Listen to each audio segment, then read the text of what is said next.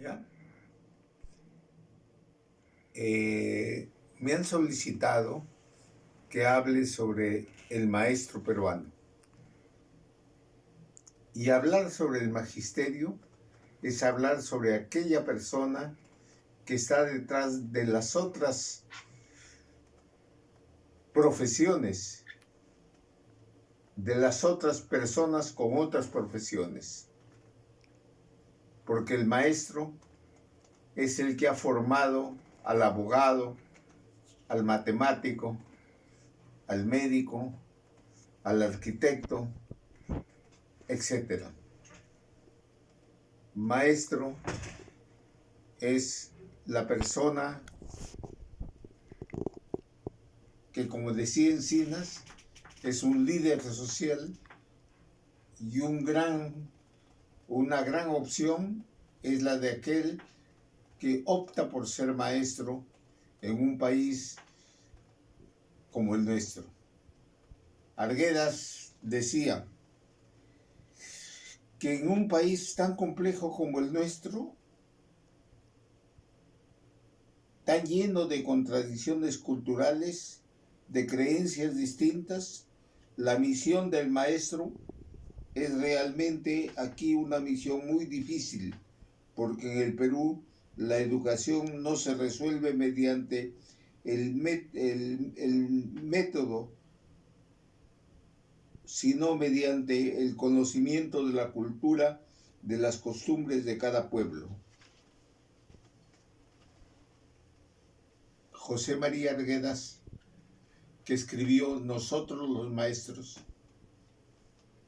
nos recuerda que el maestro es alguien que sabe más allá del método, tiene una visión cultural, una opción cultural.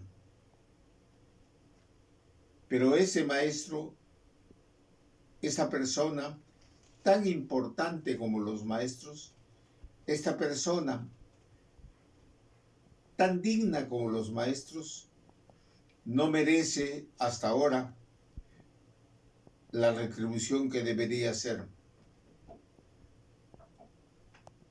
Tenemos en estos momentos alrededor del 43-44% de maestros en situación de contratados.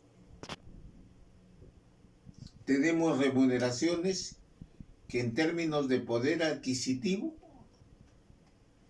han caído aproximadamente un 10% de la situación del poder adquisitivo que se tenía cuando entró el maestro Pedro Castillo. Se han ido deteriorando los sueldos de los maestros.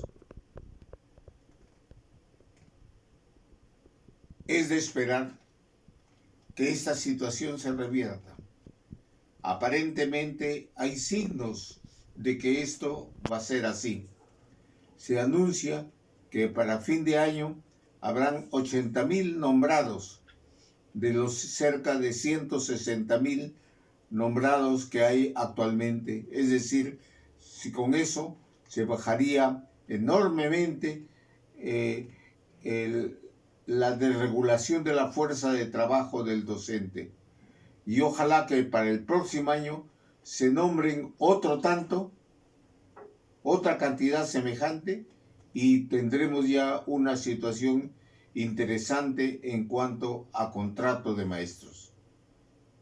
Por otro lado, se ha anunciado que frente a la situación remunerativa, el presidente Pedro ha planteado de que habrá una remuneración que se va a duplicar aproximadamente, cambiando el monto remunerativo de la primera escala de los maestros. Eso está bien, pero la promesa es cuando termine su gobierno. La idea es que deberían comenzar desde ahora a incrementarse los saberes de los maestros.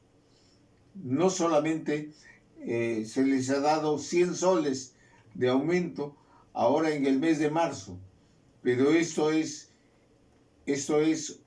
no es nada frente al requerimiento y frente a la pérdida del poder adquisitivo de los maestros durante el presente gobierno.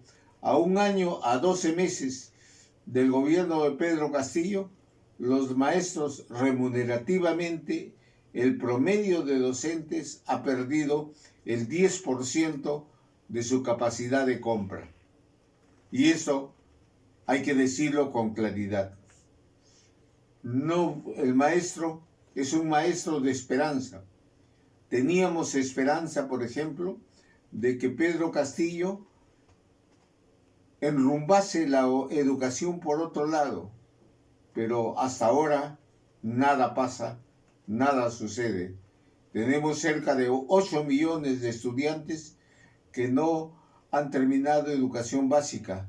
Tenemos un magisterio que está recibiendo algunas dádivas, eso sí, hay que decirlo con claridad.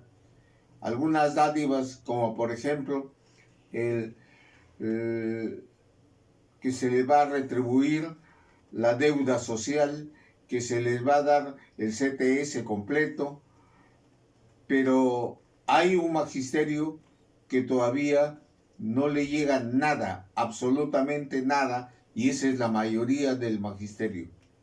Por otro lado, tenemos un magisterio dividido. Actualmente estaba dividido.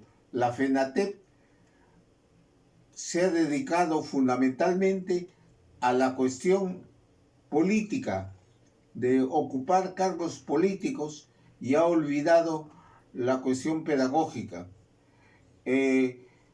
Actualmente ha salido una norma democratizando la derrama magisterial, y eso está, me parece, muy bien.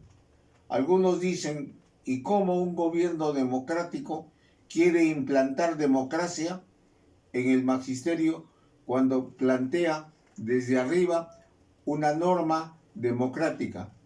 A ellos, a los que piensan así, hay que decirles que los actuales estatutos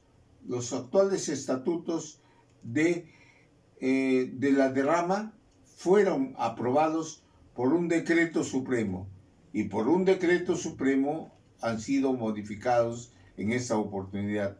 Así que no hay nada de una posición antidemocrática en este sentido.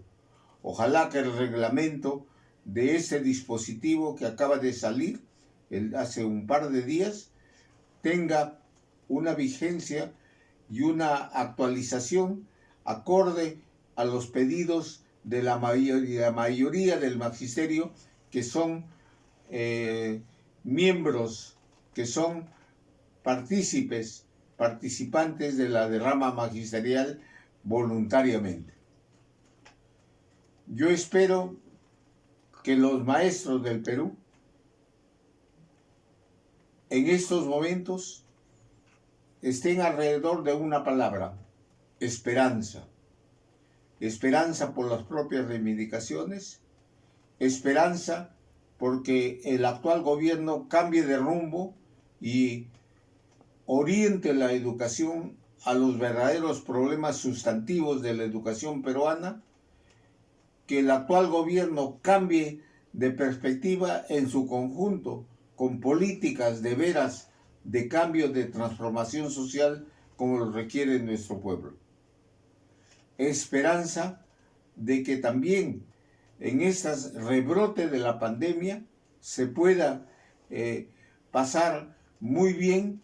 Esperanza de que la pandemia en su conjunto, que pandemia de COVID-19, que ha desnudado la crisis de la educación peruana, esperanza de que los maestros sepamos afrontar esa crisis desde abajo, esperanza de un nuevo cambio en las políticas curriculares, esperanza en nuevas políticas laborales para el magisterio, esperanza de un nuevo tipo de sociedad para nuestro pueblo. Gracias.